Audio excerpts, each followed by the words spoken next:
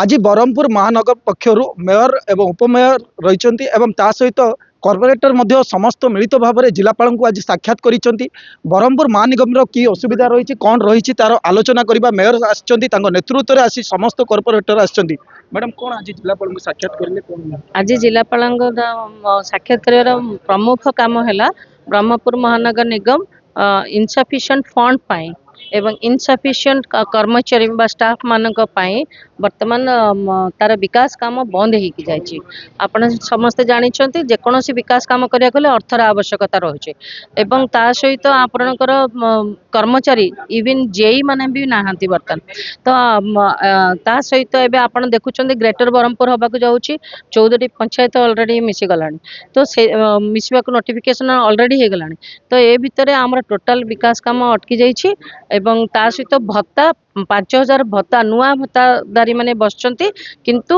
आमे जहाँ वेकेंसी रे दउथुल ताको मध्य बंद कर दिया जाउची तो सेति आउ रहिला किछि नहले हमको आउटसोर्सिंग रे 100 लोक जाके काउंसिल रे आमे पास करिछु ताको मध्य हमको दबाको आमे राज्यपाल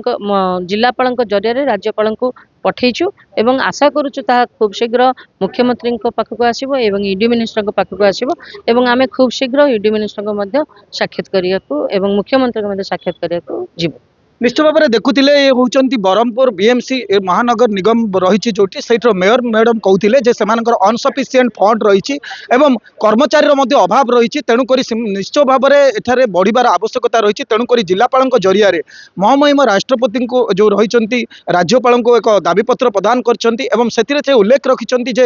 जो महानगर निगम रे किभली भाव में कर्मचारी वर्धित करा जो आउटसोर्सिंग 100 जन कर बैठक में से